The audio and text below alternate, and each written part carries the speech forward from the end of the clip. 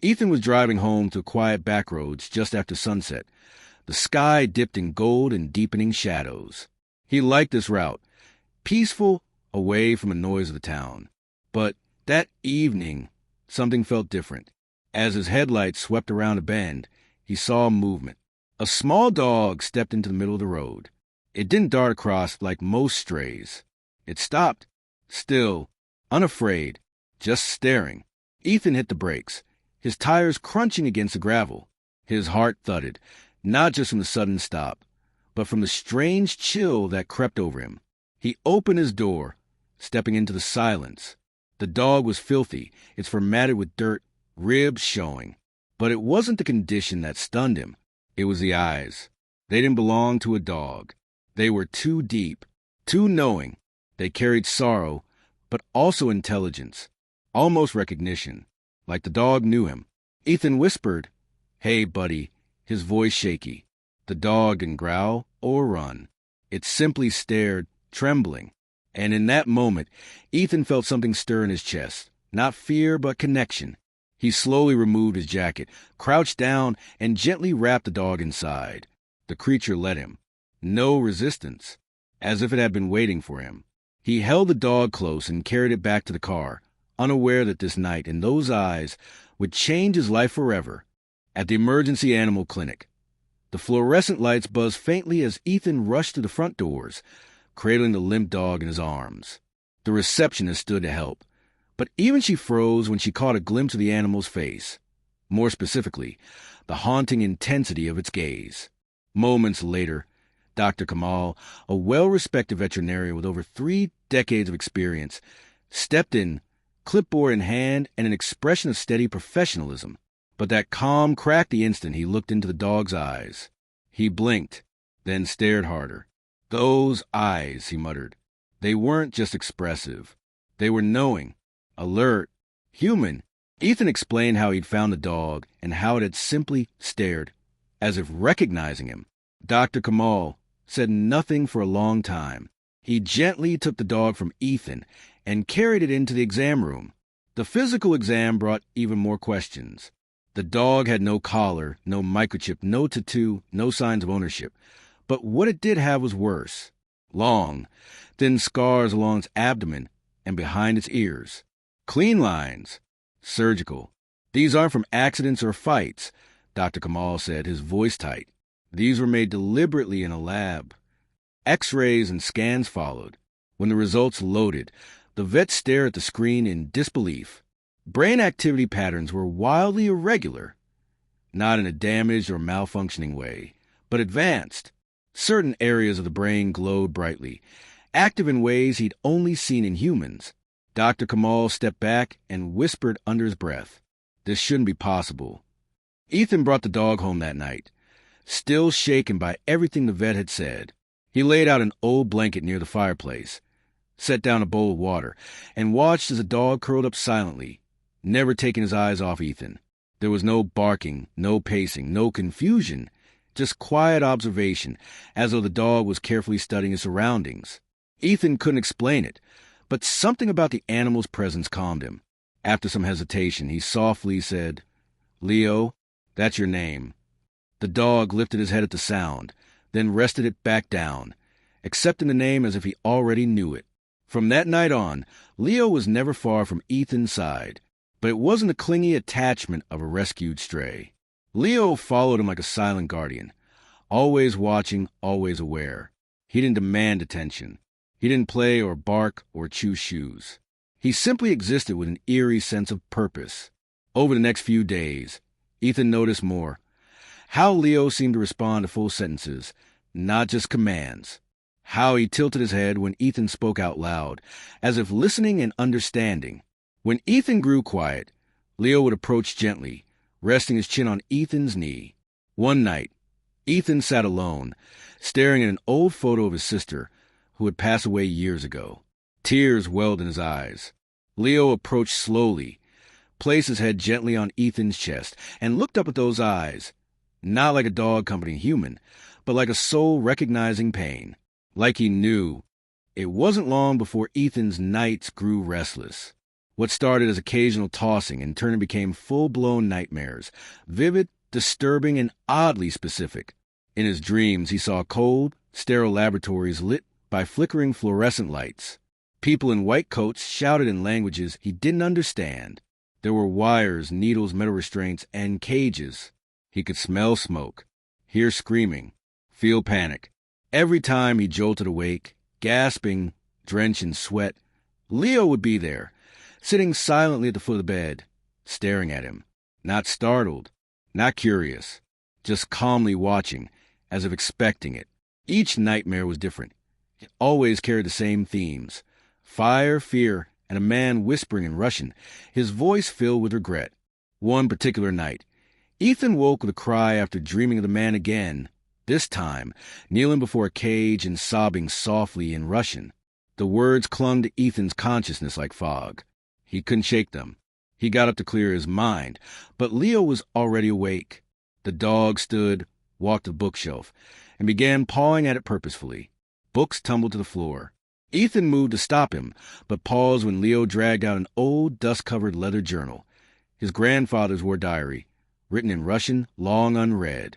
Curious and unsettled, Ethan flipped through the fragile pages. One passage had been circled in red ink decades ago. They tried to store memory. Not data, souls, living minds. But nothing stays unchanged inside an animal. Ethan's hands trembled. Leo sat down beside him, eyes calm and still. He had led him to it.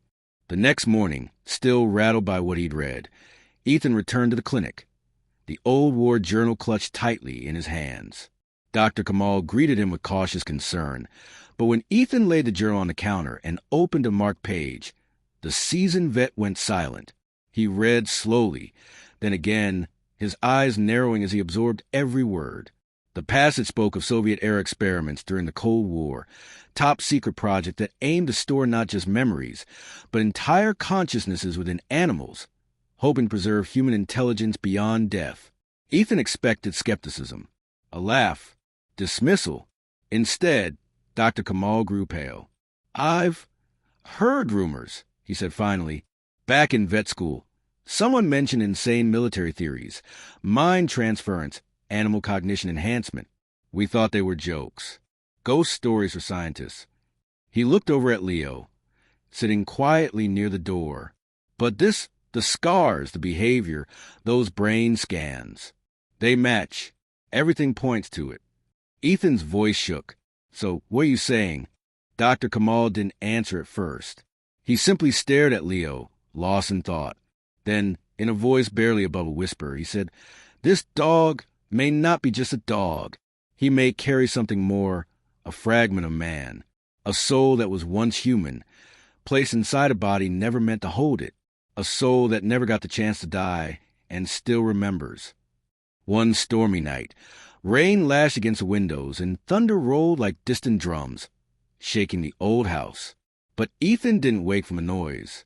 He awoke from something else, something deep and invisible, a presence, not a voice, but a flood of emotion that surged through him like a wave.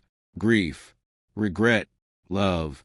The sensation was so strong it took his breath away. He sat up, his chest tight, and gasped as a vivid image burned into his mind. Not a dream, but a memory. A man in a dark coat stood in the corner of a laboratory, lit only by a flickering fluorescent light. He knelt beside a young girl, tears sliding down his face. He held her hands and whispered in Russian, "I'm sorry. I have to go now. But this is the only way I can still protect you." Ethan's hands trembled as he blinked back into the present. The air felt charged, heavy. He turned, and Leo was there, sitting silently by the bed, not like a pet, not like a dog, like a soul watching him, waiting for him to understand. And in that moment, Ethan knew Leo wasn't just a vessel for something. He was someone, a man, a father, a brilliant scientist who had risked everything to preserve what he couldn't bear to lose, and in doing so, had become a prisoner of his own experiment, trapped in a body that wasn't his, searching for meaning, for redemption, for peace. And somehow Leo had found him. The next morning, the storm had passed, leaving the world washed and still. Golden sunlight poured through the windows, soft and quiet. Ethan awoke to silence, not the eerie kind, but a deep, settled stillness. He looked over and saw Leo lying peacefully by the door, his eyes already open. But something was different. Leo wasn't alert or on guard. He wasn't watching Ethan with that usual intensity. He was calm, completely, fully calm, like someone who had made peace with something larger than himself. His gaze met Ethan's, and in those human-like eyes, there was no urgency, no fear, only acceptance. Ethan knelt beside him and gently stroked the fur between his ears.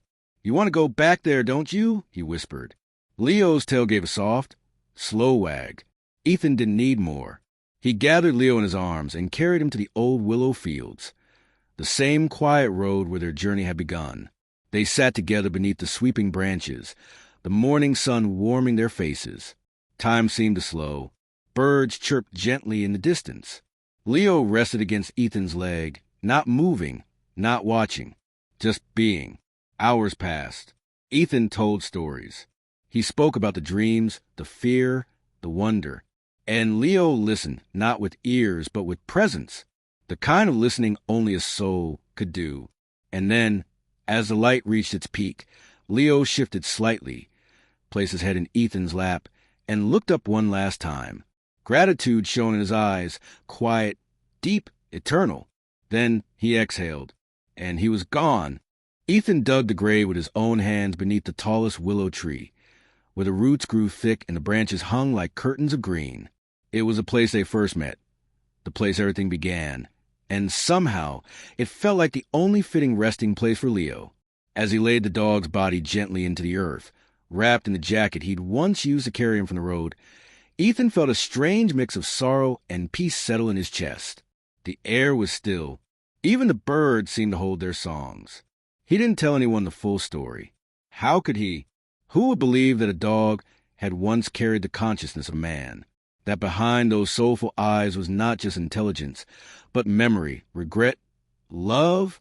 People asked where the dog had gone, and Ethan would only say, he was special, one of a kind. Years passed. Life moved on, as it always does. But Ethan never stopped visiting that tree. Every few weeks, he'd bring a cup of coffee, sit in the shade, and talk aloud, not to a pet, but to a presence he still felt in the breeze and the rustle of the leaves. He'd tell Leo about his dreams, his doubts, his moments of wonder.